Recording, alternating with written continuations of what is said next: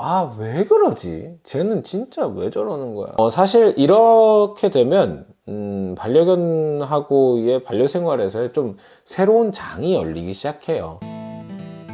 네, 안녕하세요, 마이코입니다. 오늘은 좀 재밌는 거를 해볼까 해요. 챗 GPT하고 막 이렇게 얘기를 하다 보니까 챗 GPT가 저한테 인터뷰를 한번 해볼래? 라고 하길래 그래서 제가 챗 GPT랑 인터뷰하는 내용들을 담아봤습니다. 강아지 교육에도 여러 가지 방법이 있는데 왜 직접 보호자의 집으로 방문해서 교육을 진행하시나요? 방문 교육이 가장 효과적이기 때문에 방문 교육을 시작했습니다. 애견 훈련소에서도 근무를 해보고 유치원에서도 근무를 해보고 유치원 운영도 해보고 그리고 이제 센터에서 교육하는 것들도 해보고 그룹으로 하는 것들도 해봤거든요. 줌 미팅으로도 교육을 해봤습니다. 물론 각각의 장단점들이 다 있긴 하지만 이 방문 교육을 했었을 때 가장 효율적으로 행동들이 수정이 되고 행동을 만들어내고 이런 것들이 가능했었어요. 일반적인 강아지 교육과 방문 교육, 뭐가 가장 다를까요? 첫 번째, 훈련소를 생각을 해보면 이 아이가 보호자님이랑 떨어져서 훈련소에서 몇 달간 지내요. 그러면서 문제 행동들이 개선이 되고 그리고 어떤 행동을 만들고 싶다면 그 행동은 뭐 거의 100%까지 만들어지죠. 그리고 나서 이제 보호자님한테로 돌아왔을 때 이 아이의 행동이 60-70% 나온다 그러면은 굉장히 잘 나오는 거죠. 그래서 이제 보호자님들께서 직접 훈련소를 방문하셔가지고 보호자 교육하는 시간들을 갖게 되고 이런 거거든요. 결국 반려견들의 행동은 환경에서 이제 발생을 해가지고 보호자님과의 관계에서 결정이 나는 것 같더라고요. 그렇기 때문에 훈련사가 아닌 보호자님께서 관계를 다시 형성하고 훈련소가 아닌 보호자님 댁에서 직접 생활하는 공간에서 그 환경의 요소들은 너무나도 다양하게 바뀌기 때문에 아이들의 행동, 문제 행동을 개선한다, 어떤 행동을 만든다 라고 했을 때는 조금 한계가 있을 수 있다.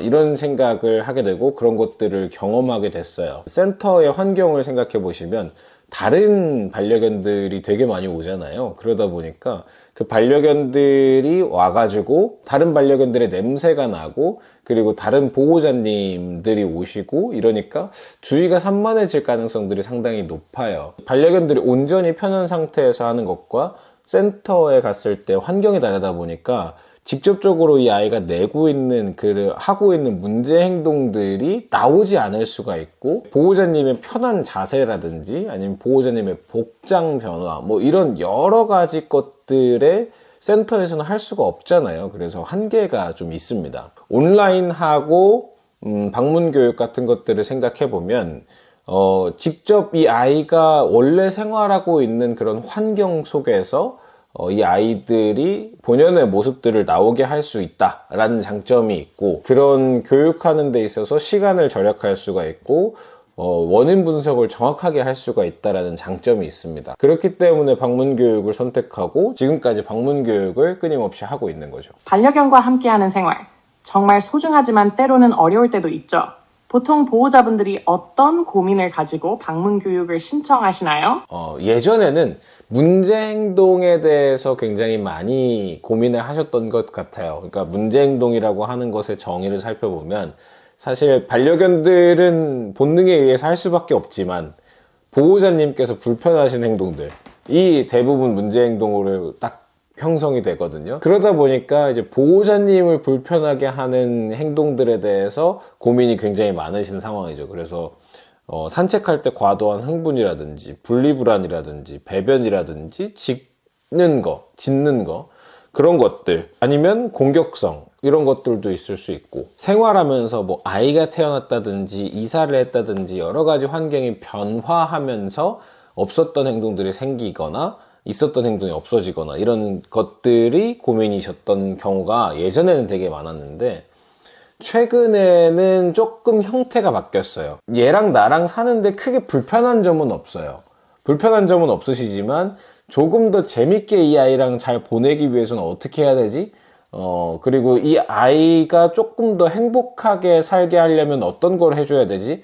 이 아이한테 맞는 교육은 뭐지? 이런 것들에 대해서 고민을 굉장히 많이 하고 계시는 것 같더라고요. 그래서 최근에 제가 하고 있는 수업들도 문제 행동을 해결하는 수업들도 여전히 하고 있지만 조금 더 추가되고 있는 그런 교육들은 지능 개발하는 것들에 대한 수업들도 요즘 되게 많이 늘었고, 그리고 놀아주는 것들에 대해서도 수업이 좀 더 는 것 같습니다. 반려견이랑 조금 더 행복한 삶을 살고 싶으시다라는 큰 틀은 같지만, 예전에는 문제 행동이 많았다면 요즘에는 웰비잉에 조금 더 무게중심이 쏠리는 것 같다라는 생각이 듭니다. 교육할 때 가장 중요하게 생각하는 부분이 있다면요? 제가 방문 교육을 하는 아주 본질적인 이유도 방문 교육을 통해서 진정한 사랑의 의미를 전한다라는 생각을 하고 있고, 그 문장 하나로 지금까지 이 교육을 해오고 있는 사람이어서 사랑하는 방법에 대한 것들을 조금 더 강조하고 있고, 그걸 가장 중요하게 생각하고 있습니다. 그 사랑을 조금 더 풀어나가다 보면 아이들도 행복하고 보호자님들도 행복해야 된다라고 이렇게 생각이 들어요.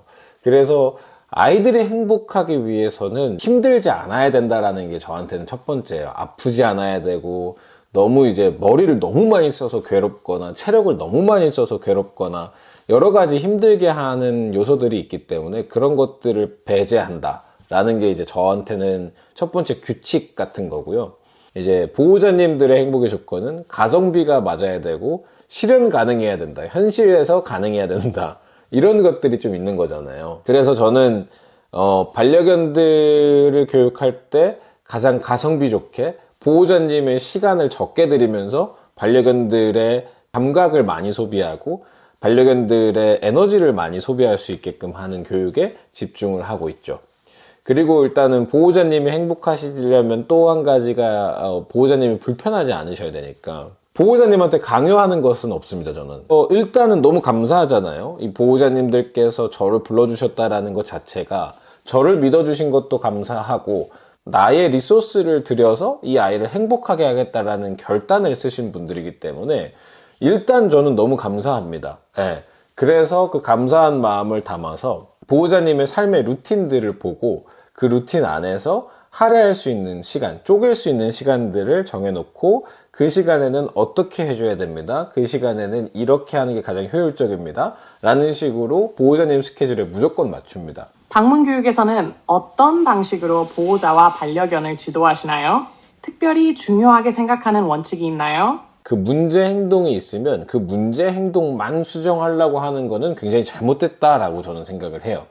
왜냐면 그 문제 행동이 발생을 했으면 분명히 이 문제 행동의 트리거가 되는 어떤 원인이 있을 거란 말이죠. 그것들을 없애거나 그 상황에서의 문제를 해결하는 방식에 대해서 이제 트레이닝을 하시는 분들이 계시는데, 근데 거기서 끝나면요, 다른 상황 때문에 문제 행동이 발생하잖아요. 그럼 보호자님은 일단 당황하십니다. 대처하기가 되게 어려워지고 문제 행동을 해결하기가 어려워지는 거죠. 반려견들의 근본적인 원인을 해결하지 않고 문제 행동만 수정을 하게 되면 이 행동은 굉장히 없어지기가 어려워요.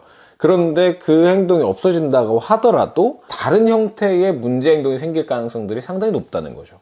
그렇기 때문에 이 보호자님들께서 문제 행동이 왜 발생하는지에 대한 것도 이해를 하셔야 되고 반려견에 대한 것도 이해를 하셔야 돼요. 그래서 일단은 그 수업 내용들을 살펴보면 저는 이론 교육하고요. 그리고 제가 보여드려요. 시범 보여드리고 보호자님이 직접 하셔야 돼요. 이렇게 세 가지로 내용이 구성이 되고요. 그 다음에 저는 이 수업하는 내용들을 다 영상으로 촬영을 해드립니다. 네. 그리고 이 수업한 내용들을 또 리스트업을 한 번 더 해드려요. 숙제도 드리고요. 그 숙제를 다음 주에 하셔야 돼요. 그거를 복습하고 제가 점검하고 거기서 이제 디벨롭하거나 아니면 조금 더 수정하거나 뭐 이런 식으로 좀 진행을 하고 있습니다. 반려견 교육에서 보호자의 역할 얼마나 중요할까요? 처음에도 말씀드렸다시피 반려견의 문제 행동은 환경에서 시작해가지고 관계에서 결정이 나요. 그래서 보호자님께서 이 문제 행동 수정하거나 아니면 아이들을 교육하는 데 있어서 전부라고 해도 저는 과언이 아니라고 저는 생각을 해요. 교육을 받은 보호자와 강아지가 가장 크게 변화하는 부분은 무엇인가요? 일단 보호자님들께서 반려견을 이해하실 수가 있습니다. 보호자님들께서 반려견을 보면서 왜 그러지? 쟤는 진짜 왜 저러는 거야? 이렇게 생각하시는 것들도 분명히 있으셨을 거고 오해가 좀 있었을 거예요. 되게 사람의 방식으로 굉장히 여러 가지 생각을 하시다 보면 반려견이 이해 안 되고 오해를 하게 되고 또 오해가 오해를 낳고 뭐 이런 식으로 되잖아요. 그래서 이런 것들이 교육을 받고 나면 오해가 풀리게 되고 반려견을 조금 더 알게 되시니까, 그리고 보호자님들께서 가장 많이 말씀하시는 것 중에 하나가 편해졌다라고 말씀하십니다. 제가 원리를 알려드리고 문제행동 수정하는 방법들을 알려드리고, 그리고 보호자님께서 불편해 하셨던 것들을 해결해 드리기 때문에 보호자님들께서는 일단 이 인생에 있어서 이 아이랑 어떻게 살아가야 될지 청사진이 그려지시는 거예요. 우리도 그렇잖아요. 인생이 되게 힘들고 지치는 이유가 끝이 보이지 않고 미래가 불확실해 보이기 때문에 그러지 않습니까? 근데 내가 앞으로 이런 것들이 될 거다라는 확신이 있거나, 아니면 내가 무슨 일이 닥쳐도 이겨낼 수 있다라는 뭐 힘이 있다면 인생이 두려울 게 없어지는 거잖아요. 근데 이제 반려견들하고 어떻게 살아야 되는지에 대해서 제가 컨설팅을 반려견의 남은 수명만큼 해드리는 거기 때문에 보호자님들께서는 앞으로 이렇게 살면 되겠다라고 생각을 하시고, 이제 반려견이 행복한지 불행한지 이런 것들도 판단을 하실 수가 있게 되고, 그렇기 때문에 편해진다라고 말씀하시는 게 아닐까 싶습니다. 네. 사실 이렇게 되면 반려견하고의 반려생활에서 좀 새로운 장이 열리기 시작해요. 반려견을 공부한 것과 반려견을 공부하지 않은 것은 진짜 그 반려생활이 천지차이입니다. 네. 그건 두 삶을 제가 다 경험을 해봤기 때문에 보호자님들께 자신있게 말씀드릴 수 있는 부분입니다. 특히 기억에 남는 교육 사례가 있다면 어떤 건가요? 유기견을 입양하신 보호자님이 계셨는데, 그 아이는 사람의 손길을 너무 무서워했어요. 그래서 보호자님이 입양하셨음에도 불구하고 만져보시지도 못한 상황에서 이제 저를 불러주셨죠. 그래서 제가 가서 열심히 교육을 했어요. 그래서 이 아이가 되게 보호자님을 무서워했으니 당연히 낯선 사람도 무서워하고, 뭐 산책이 자제했을 리가 없고 막 정말 문제 행동이 되게 많았었는데, 지금은 이제 뭐 유치원 가도 괜찮고 다른 강아지, 낯선 사람 이런 모든 것에도 적응을 잘하고 되게 행복한 삶을 누리고 있어요. 제가 키우는 아이들보다 훨씬 더 여행도 많이 다니고 이랬을 겁니다. 그렇게 삶이 변해가는 과정들을 봤었던 기억이 있고, 이제 TMI지만 그분들은 너무 잘해주시는 모습을 보고 이제 제가 스카우트해서 저희 팀으로 영입했었던 그런 사례도 있습니다. 그리고 또 한 가지의 사례는 그 강압적인 트레이닝으로 인해서 보호자님과의 신뢰가 끊어지고 공격성이 되게 많이 튀어나오고 되게 힘든 삶을 살고 있었던 친구가 있었는데, 그 친구랑 이제 긍정강화 교육 방법을 통해서 조금 더 보호자님과의 관계를 개선하고 공격성이 조금 더 나아졌었던 그런 경험들을 하다 보니까 그 아이가 생각이 좀 많이 납니다. 단순히 문제 행동을 해결하는 것이 아니라 보호자와 반려견의 관계를 깊게 만드는 것이 목표라고 하셨죠? 이 방문 교육을 통해 보호자와 반려견이 어떤 경험을 하길 바라세요? 아이들과 교감하면서 내가 원하는 거를 정확하게 해내는 아이들을 봤을 때 그 소통에 대한 즐거움을 또 느끼실 수가 있거든요. 네, 그러면서 반려견을 밥을 주고 산책시켜주고 빗질해주고 병원 가주고 이 정도에서 끝나는 삶보다는 조금 더 이 아이랑 진하게 교감할 수 있고, 이 아이가 조금 더 행복해지는 모습들을 보시면서 한층 더 업그레이드된 그런 반려생활을 경험해 보시면 어떨까라는 생각을 합니다. 마지막으로 이 영상을 보는 보호자분들께 하고 싶은 말이 있다면? 이 영상을 보시는 분들은 당연히 반려견을 사랑하실 겁니다. 그런데 반려견을 사랑하시는 방법에도 여러 가지 방법이 있어요. 사람의 방식이 아니라 반려견의 방식으로 아이들을 사랑해야 됩니다. 그래서 반려견의 방식으로 사랑하시는 방법을 꼭 배우셨으면 좋겠습니다. 그 방법을 저한테 배우시면 가장 좋고요. 꼭 제가 아니더라도 그 방법들은 꼭 배우셔서 한층 더 업그레이드된 행복한 반려생활을 하셨으면 좋겠습니다. 오늘도 반려견과 행복한 하루 되시기 바랍니다.